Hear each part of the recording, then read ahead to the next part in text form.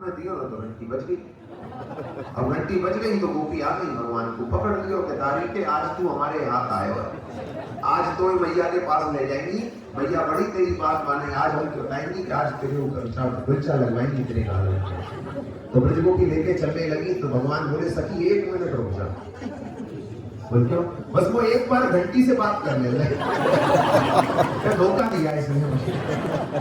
तो भगवान घंटी से क्या कहे कि घंटी तो से मना करी पर तू तो बात सुने ना, घंटी तो से मना करी पर तू तो बात सुने ना, अरे घंटी तो से मना करी पर तू तो बात सुने ना, घंटी तो से मना करी पर तू तो बात सुने ना, और घंटी बोली सुनो श्याम, घंटी बोली सुनो श्याम, बिन घंटी भोग लगना,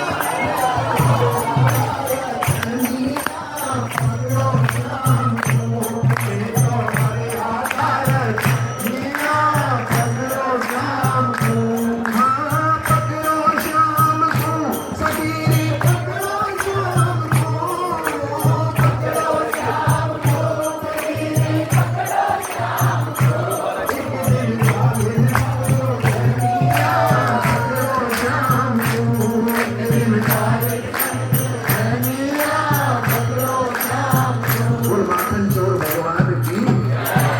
घंटी से भगवान ने कही घंटी तूने मेरी बात नहीं सुनी।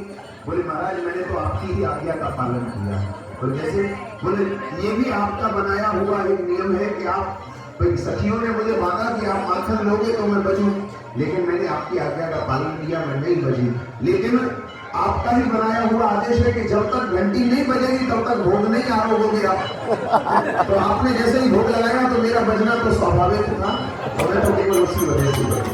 और जब बज गई तो गोपियों ने पकड़ लिया। अब पकड़ के यशोदा मैया के पास ठाकुर जी को लेकर के, अब लेकर के पहुंची तो मैया से जनी जनी सखी शिकायत कर रही है, मैया याने हमारे संग ऐसो करो, याने ऐसो करो, याने ऐसो करो। और जब सबने सुना दी तो मैया बोली लाला ये सब सखी सही बोल रही है? बोले मैया ये सब झूठ बोल रही है।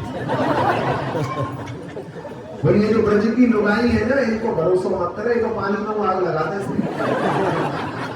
इनको भरोसा मत करे। बोला अच्छा?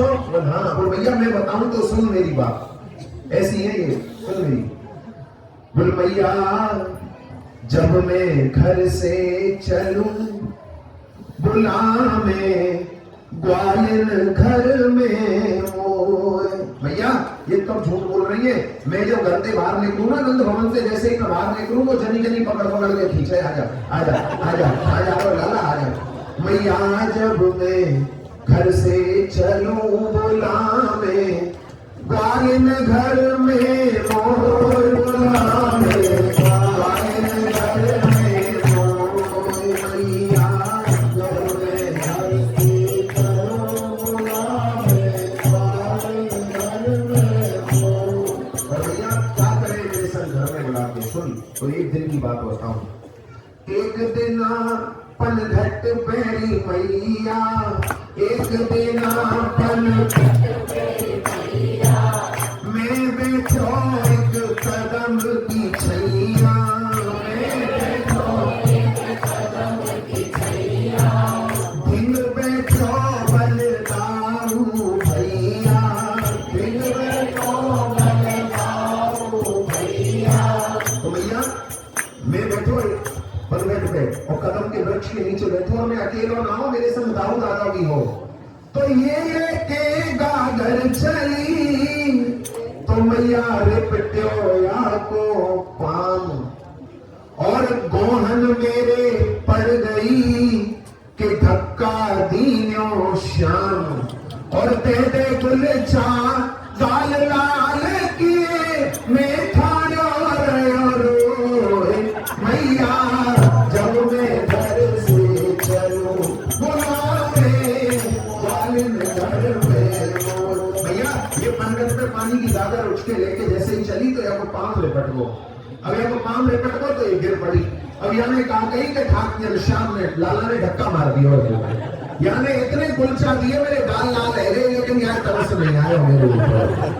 ठीक है, और सुन भैया, एक दिन ले गई पकड़ उमरिया, एक दिन ले गई पकड़ उमरिया, छोटी सी आकी राम कुठरिया, छोटी सी आकी राम कुठरिया। भैया एक दिन छोटी सी कोठरी में अपनी में लगी उंगली पकड़ते हुए और वहां जाके क्या करो कि धरी मटोकिया मोनी कट गोरस की तलवार और माखन दूंगी घनों सो निक चेटी बीनो लाल। बोली भैया मक्खन की मटकी मेरे पास रख के वो तो बोली लाला मेरे मक्खन में चींटी है नहीं है, कीड़ी है नहीं है, तो इन चींटी ने बीन दे मैं तो मक्खन खवाऊंगी। भैया कोई बात नहीं, मैंने आकी चेटी बीनी यह निद रख गई सो भैया, जब मैं घर से चलूं बुलावे वालिन घर में बोलूं। भैया मैं तो आकी चेटी बीनी और ये सो गई। अब ये तो सो गई और चींटी बीनते बीनते एक चींटी मेरे मुंह पे चली गई। अब मैं वह चींटियां हटाया तो मेरे मुंह पे मक्खन लगो, मक्खन के हाथ मेरे। अभी झपके मुंह पे क्या बोली कि दारी के तू तो मेरे सबरे माखने खाएगो।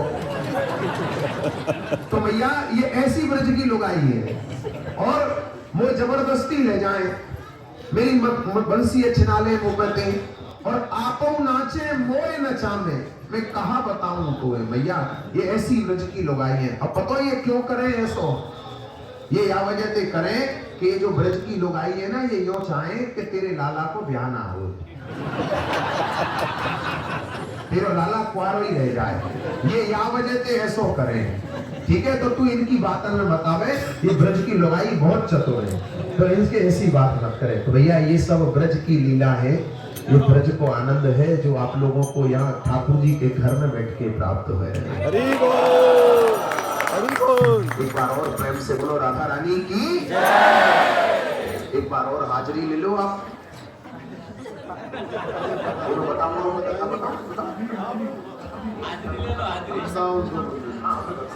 बताओ एक बार और पहले प्रेम से बोलो राधा रानी सरकार की जय। पहले एक बार हाथ ऊपर करो और एक बार प्रेम से ताली मार के हंसी जिससे भगवान आप लोगों को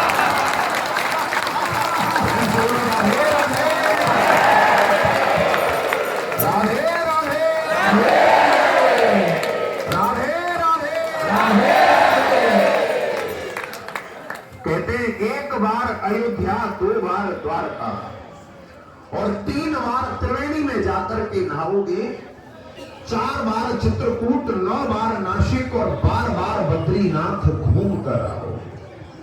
कोट बार काशी, केदारनाथ, रामेश्वर, गया, जगन्नाथ आदि तीर्थ करके आओगे, पर होते हैं दर्शन प्रत्यक्ष श्याम सुंदर के, तो नंदगांव जैसा आनंद आप कहीं नहीं पाओगे।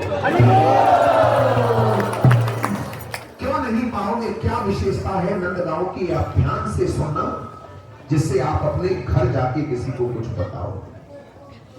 पहली विशेषता नंदगांव के दर्शनों की क्या है? अभी आप सबने दर्शन किया, आपका क्या डिफरेंस दिखा?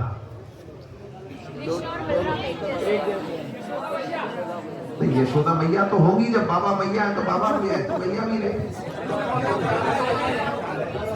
यहाँ की सबसे बड़ी विशेषता, पहली विशेषता है कि आप लोग संसार में जहां कहीं भी दर्शन करोगे वहां पर बलराम जी का गोरे रंग में दर्शन करोगे।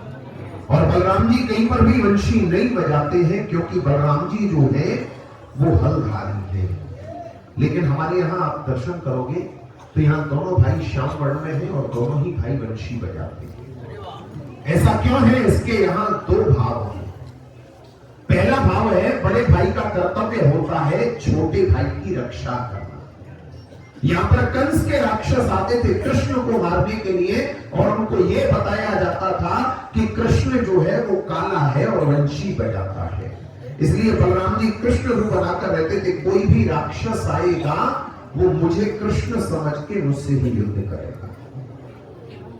और दूसरा भाव है, बलराम जी कृष्ण भगवान को चिढ़ाते थे आप लोगों ने सूरदास जी का पद सुना होगा, मैया दाऊ मोए खींचाए, मोसो कहे मोल को लीनो, तू यशमत कब जायो, और गोरे नंद यशोदा गोरी तू कत कारो आयो। बलराम जी कृष्ण भगवान को चिढ़ाते थे कि मैं गोरा, मेरी मैया गोरी, मेरे बाबा गोरे, तू यशोदा मैया का जाया हुआ नहीं है, तू तो हमने पैसे दे करके मोल खरीदा है। तो यहाँ पर यशोदा मैया ने दोनों भाइयों का झगड़ा शांत करने के लिए कह दिया, मेरे लिए तो तुम दोनों ही कलुआ बलुआ एक जैसे हो। तो हमारे यहाँ दोनों भाइयों का एक ही जैसा लकुट बंसी, सब एक ही जैसा श्रृंगार धारण होता है। आप पहचान ही नहीं पाओगे कौन कृष्ण और कौन बलराम।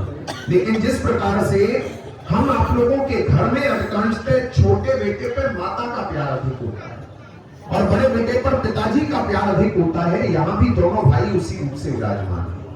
मैया के पास कृष्ण है और बाबा के पास बलराम है। ऐसा अद्भुत दर्शन आपको संसार में कहीं नहीं है। और दूसरी विशेषता नंदगांव के दर्शनों की क्या है, आप लोग संसार में जहां कहीं भी दर्शन करोगे वहां पे राधा और कृष्ण का युगल जोड़ी में दर्शन करोगे। जहां भी राधा कृष्ण होंगे एक साथ होंगे, कहीं भी अलग अलग नहीं होंगे। लेकिन हमारे यहाँ राधा रानी की ससुराल है और ससुराल में जैसे बहू बेटी मर्यादा से सास के साथ में पर्दे से रहा करती थी, ये बड़ा विचारणीय विषय है। आजकल मर्यादा तो खत्म हो गई और सास से 90% शादी से पहले ही अलग होके आ रही कंडीशन। इसलिए हमारे यहाँ, लेकिन हमारे यहाँ आज भी राधा रानी यशोदा मैया के बगल में कोने में पर्दे से विराजमान है। ऐसा अलौकिक दर्शन आपको संसार में कहीं नहीं मिलेगा। एक बार प्रेम से बोलो राधा रानी की। हमारे यहाँ 3 तरह की यात्रा होती है। आप लोग अपनी गाड़ी से यहाँ तक पैदल चल के आए, वो हुई आपकी पद यात्रा। जो कुछ आप लोग नजर से देखेंगे ये हुई नजर यात्रा। कुछ दिखा कुछ नहीं दिखा, उनका मुंह से नाम लेने से उसे कहते हैं मुख्य यात्रा। सब लोग हाथ जोड़ो और अपने मुंह से नंदगांव धाम की यात्रा, जो सब लोग तीर्थों का नाम जिससे हमारी यहाँ की यात्रा हो, सभी लोग अपने मुख से बोलो अष्टपदे हमारे नंदगांव धाम के नंद बाबा के यशोदा मैया के दर्शन यात्रा हे नंद बाबा पूर्ण करना, भक्ति देना, मनोकामना पूर्ण करना, घर में धन धान्य बढ़ाना, राजी खुशी घर पहुंचाना, फिर बुलाना, बार बार बुलाना, 1000 बार बुलाना। नंद बाबा की यहाँ आने का क्या महात्मा है भैया? 2 शब्दों में यहाँ की महिमा है, ये ध्यान से सुनना, जिससे आपको नंदगांव का पूरा इतिहास पता चलेगा। कहते हैं वृंदावन सो वन नहीं और नंदगांव सो गांव, और वंशी वट सो वट नहीं, श्री कृष्ण नाम सो। संसार में हमारे भगवान श्री कृष्ण जैसा कोई भी दूसरा नाम नहीं है और हमारे नंदगांव के जैसा कोई भी दूसरा गांव नहीं। क्यों नहीं है? क्योंकि भगवान श्री कृष्ण का जन्म हुआ था मथुरा में कंस की जेल के अंदर। रातों रात वसुदेव जी ने उनको पहुंचा दिया यमुना पार करके गोकुल। गोकुल नगरी में जब पूतना, सत्तासुर, अघासुर, बकासुर, तृणावर्त आदि राक्षस जब नंद बाबा को तंग करने लगे, तो नंद बाबा गोकुल को छोड़कर भगवान कृष्ण को 2 साल और 3 दिन की अवस्था में यहाँ नंदगांव लेकर आए थे, जहां आज आप लोग बैठे थे। यहाँ पर हमारे नंद बाबा के गुरुजी थे शांडिल्य ऋषि। उन्होंने कृष्णावतार से पहले यहाँ तपस्या की थी और हमारे यहाँ श्राप दिया हुआ था कि यहाँ कंस या कंस का भेजा हुआ कोई भी राक्षस हमारे नंदगांव की सीमा में नहीं आएगा। अगर आएगा तो सीमा के बाहर पत्थर हो जाएगा। तो यहाँ जब नंद बाबा ने सुरक्षित स्थान देखा तो नंद बाबा भगवान को लाकर के यहाँ रहे और यहीं पे आकर के नंद बाबा ने नंदोत्सव मनाया। जैसे हम आप लोग अपने घर में अपने लड़के का, बच्चे का या अपना जन्मदिन मनाते हैं कि नंद घर आनंद भयो, हाथी घोड़ा पाल की, जय कन्हैया, जय कन्हैया, जय कन्हैया। नंद बाबा के पास उस समय जो सबसे बड़ा अनमोल धन था वो था 9 लाख गाय। उनमें से 2 लाख गाय नंद बाबा ने यहाँ पे आकर यहाँ के साधु ब्राह्मण ब्रजवासियों को दक्षिणा के रूप में दान कर। हमारे यहाँ आज भी जो आप जैसे भक्त वैष्णव लोग जो घर से संकल्प लेकर आते हैं, जिन पर हमारी राधा रानी श्याम सुंदर कृपा करते हैं, आज भी हमारे नंदगांव धाम में गाय दान इत्यादि करके जाते हैं। क्योंकि आपने श्रीमद् भागवत में सुना होगा इस गांव का नाम गोलोक धाम बोला जाता है, क्योंकि नंद बाबा ने यहाँ स्वयं गाय दान करी। जिस प्रकार से आपके गुजरात में द्वारकापुरी है, वहां चावल दान का विशेष महत्व होता है। आंध्र प्रदेश में तिरुपति बालाजी है, वहां सोना दान होता है। बिहार में गया है, वहां पिंड दान होता है। उसी प्रकार से हमारे नंदगांव धाम में गाय दान इत्यादि का विशेष महत्व बताया गया है।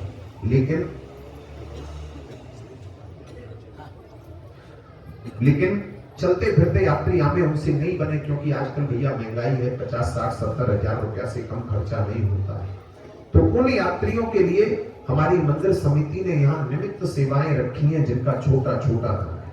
अगर आप में से किसी भी भक्त वैष्णव की इच्छा हो प्रेम से सेवा करना, नहीं हो शांति से आशीर्वाद प्रसाद लेके जाना, क्योंकि देना ना देना ये आप लोगों के ऊपर निर्भर करता है, लेकिन ये हमारा बतलाने का कर्म है, कर्तव्य है, इसलिए इसको हम करते हैं। सबसे बड़ी सेवा हमारे मंदिर की गौशाला है, जिसका हम आप जैसे लोगों से मांग करके संचालन करते हैं।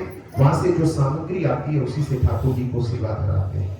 उसके लिए हमारी मंदिर समिति ने यहाँ 2 गाय माताओं की 1 दिन के चारे की सेवा, यहाँ 1100 रुपया ठाकुर जी के गौ माता के चारे की सेवा रखी है, जो गौशाला में हमारी में 2 गायों की सेवा में जाता है। 501 रुपया हमारे मंदिर के समस्त साधु ब्राह्मण ब्रजवासियों के भंडारे में अन्नदान की सेवा है। कोई टैक्स नहीं है और कोई भी चार्ज नहीं है। अगर आपकी इच्छा हो, भावना हो, प्रेम से सेवा करना, नहीं हो शांति से आशीर्वाद प्रसाद लेके जाना, क्योंकि देने वाली हमारी राधा रानी श्याम सुंदर है, जो आपको भी देते हैं और हमारे ब्रजवासी गौ ब्राह्मणों को भी देते हैं। लेकिन आज आपकी कमाई में कुछ हमारे धर्म खाते का साझा है, क्योंकि गृहस्थ जीवन में कर्म खाता चलता रहता है, कुछ धर्म खाते में निकालना चाहिए। और भैया हम लोगों के कोई फैक्ट्री कारखाने नहीं है, हम आप जैसे लोगों से ही मांगते हैं और यहाँ की देखरेख करते हैं और ठाकुर जी से प्रार्थना करते हैं भगवान आपको खूब दे और आप लोग हमारे ब्रज में बार बार आते रहो, क्योंकि आपको मिलेगा तो उसमें से हमको भी मिलता रहे। और मैं हम लोग आपके इस्कॉन के ऑथराइज्ड पंडा है नंदगांव के, ठीक है ना। तो हमारी तो यही फैक्ट्री और यही खेती है कि आप लोग बार बार आते रहो और आप में से हमको भी कुछ मिलता है। हमारा जो कोई भी भक्त हो जो आज ठाकुर जी के घर में ठाकुर जी के गौ माता की सेवा में प्रेम से सहयोग करना चाहते हो, वो प्रेम से अपना ऊंचा करके नाम बता के आशीर्वाद लेके सेवा कर देना। अभी जब करनी हो जब कर देना, पहले कथा करो, ये बात कैसे करो, या जो भक्त सेवा करना चाहते हो